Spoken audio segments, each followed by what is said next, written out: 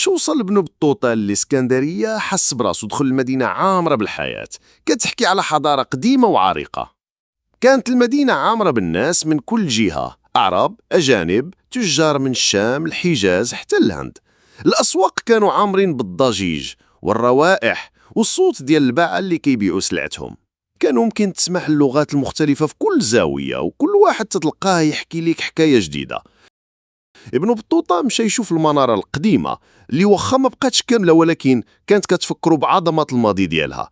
وقف وتفكر كيفاش هاد المنارة كانت دليل للبحارة القدامى، وكيفاش كانت كتنور ليهم الطريق وسط البحر الكبير. تلاقى مع العلماء، جلس معهم في الجامع الكبير وسمع دروس في الفقه والتفسير. الناس ديال المدينة كانوا كيعاملوه باحترام، ولكن ماشي غير العلم اللي شدوه، حتى القصص اللي كانوا الناس كيرويوها على الحياة ديالهم، على التجارة والسياسة، وحتى على الناس اللي جايين من بلاد بعيدة.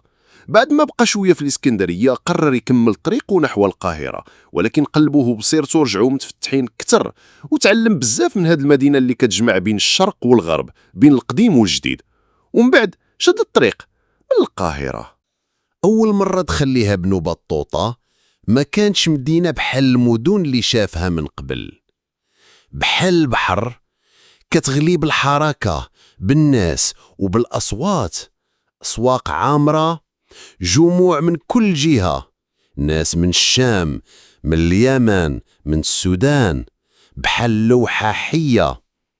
شاف المساجد، المدارس، الزوايا أو الخوانق كيف ما كان تسميهم الناس في مصر.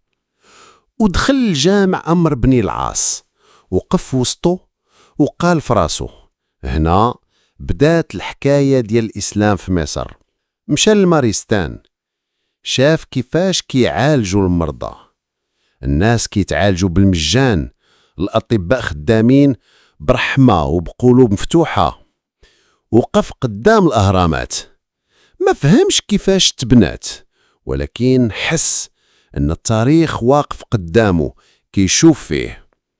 بقى في القاهرة قريب شي شهر، حتى بدا يسمع صوت في داخله كيناديه: الحج، الحج يا ابن بطوطة.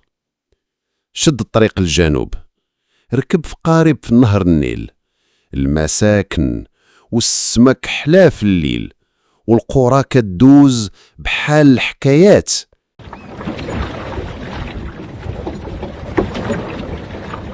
وصل قوس، ومن تم دخل الصحراء راكب الجمل، الصهد، الرملة والليل طويل. ولكن وسط هاد التعب كانت الحكايات في الليالي في الخيام، والضحك البسيط كيعطي الرحلة طعم آخر. وأخيرا وصل العذاب، البحر قدامه، طريق الحجاز قريب، لكن الحرب سدات المينا، ما بقى لا قارب لا سفار. باع الزاد ورجع مع القافلة، نفس الطريق، نفس التعب.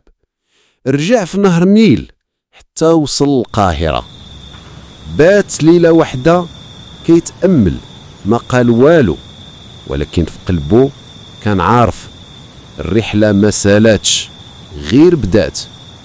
وفي الغد شد الطريق نحو بلاد الشام.